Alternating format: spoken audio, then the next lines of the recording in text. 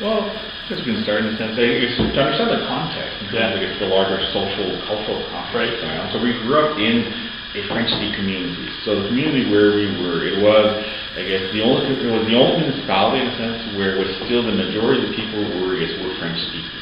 So it was established towns such as Fala was established in 1912. So you have, I guess, this large number of French speakers established themselves in the region. So we, of course, grew up speaking French, but also in a sense we were growing up in an era where there was very much kind of a shift that was occurring.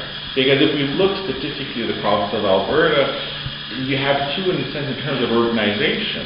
The only, I guess, pre-1960, the groups that first became the majority urban were English speakers. Okay? And the reason was quite simple. They could move to Edmonton or Calgary, larger centers, get a job simply through their knowledge of English. So they were the ones who could much more easily, in a sense, drop the backbreaking work in a sense on the homestead, get a decent job, I guess in the city, and so they were the first to actually become, I guess mainly urban, almost pre-1960s. The rest, it was in the 1960s where you have the others, whether they're French speakers, Ukrainian speakers, German speakers, who have integrated to the point where all of a sudden it now becomes, in a sense, a much better option to go work in the city. So this is where you have, in a sense, for the non-English speakers, you have, in a sense, the shift finally where Alberta becomes much more of an urban province than had been the case in a sense, an urban province in a sense where everybody is now, in a sense, has the opportunity to move to the city. Right. Yeah. So when Gilbert and I, I guess, were growing up, so Gilbert, in his first 6 years, actually, my father went to work in a lumber camp, I guess, in northern British Columbia, in the small town of Chetwynd. Right. Yeah. And then they had to make a decision. So Gilbert started his first year of school. They had to make a decision: either we stay there or we go back. So they made the decision to return to the region where, in a sense, my mother and my father were born, in order to buy some land and start farming. Right. So I remember. So they moved back just before I was born, and the first 5 years in Alberta, when I was growing up, we were spent in an old shack. It was one of these old, wooden house. It had the old wood-burning stove, which made it intolerable. In the summer, it would be so hot that you couldn't really cook on the stove. In a sense, we had to cook outside. And in the winter, in a sense, you have to put the wood in, you let it burn down. And by the morning, then, in the house, it's below freezing. Right. So sometimes the eyelids would freeze shut, and until somebody went and started the fire, stoked it, then it would warm up.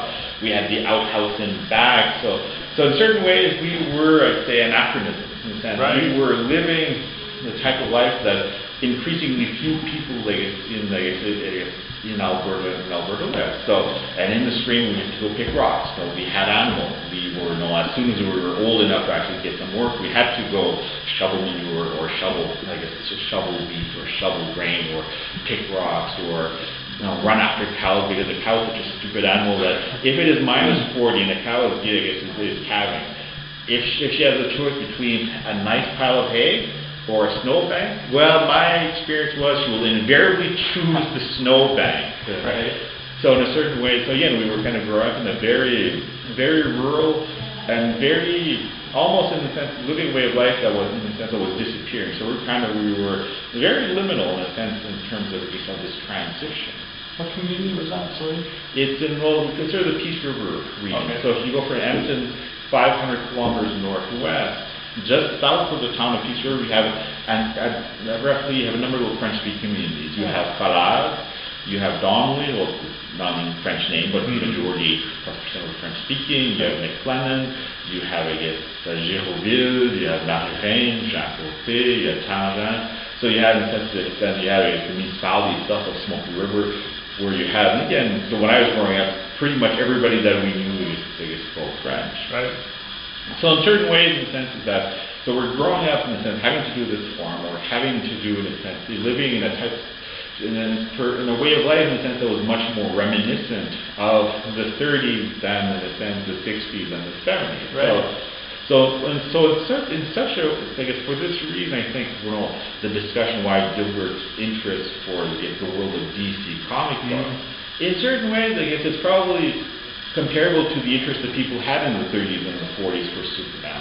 It gave them a different type of world, because in a sense, one where it wasn't just life on the farm, where you have the city, you have, in a sense, the possibility of leaving the farm and reinventing oneself, in an urban setting. So when you're shoveling manure, the idea of the city is much more, in a sense, especially when you haven't really spent or lived much time in the city, is much more just a very strong attraction as much as you want to. So in certain ways, coming back to the idea that we were in many ways, we were in a sense living, we were anachronisms, in our own, living our own epoch. So in certain ways, the attraction to DC made sense, and I liked Superman as well and Batman, because it was kind of, especially if you were, in a sense, had a certain intelligence, if you didn't want to live in the farm, in a sense, it was kind of that outlet, that the ability to dream,